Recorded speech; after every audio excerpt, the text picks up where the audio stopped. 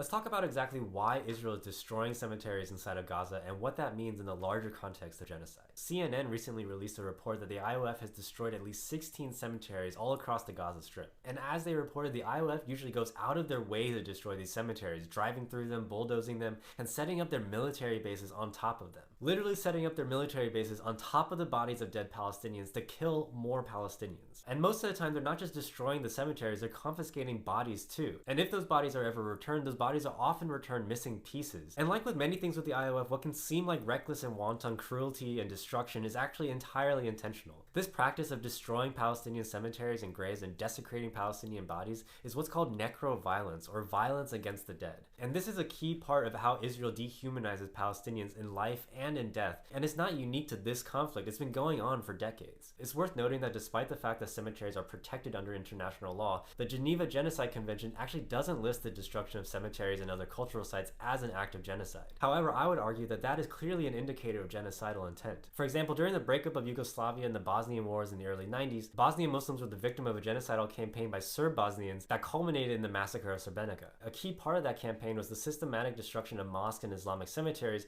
in order to erase any signs of Muslim culture from Bosnia and create a Serbian ethno-state. Similarly, in the aftermath of the Armenian genocide, Azerbaijan engaged in a concerted campaign to destroy Armenian cemeteries that dated back to the medieval ages. And this is all to support a narrative that Armenians were never in the region in the first place, which is something that Azerbaijan repeats to this very day. Because if you think about it, in many ways, cemeteries are communities of the dead, and they represent a much more permanent connection between a people and their land. One of Israel's favorite narratives that they love to put out is that there was no one in Palestine when they arrived, that the land was just open and free for the taking when Israel came. So any sign that Palestinians were ever here, like mosques or cemeteries or other monuments, is a direct challenge to that narrative. Ultimately, the destruction of cemeteries erases a key connection between a people and their land and creates a clean slate for the settler colonial regime to build on top of. And building on top of them is exactly what Israel is already making plans to do. Just this past weekend, Netanyahu's Likud party held an Israel Victory Conference in which they are actively discussing resettlement plans for Gaza. And Israeli real estate companies are already advertising beachfront properties inside Gaza. Like, these people are quite literally singing and dancing as children are being bombed, and they're actively drawing the maps for settlements on top of existing cities. So that all should tell you what their real intentions are. And if you're in the West and you're watching this and you're rightfully pissed off about our government's support for all of this,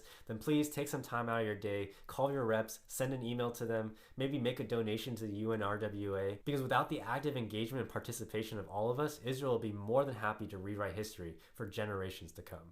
Free Palestine.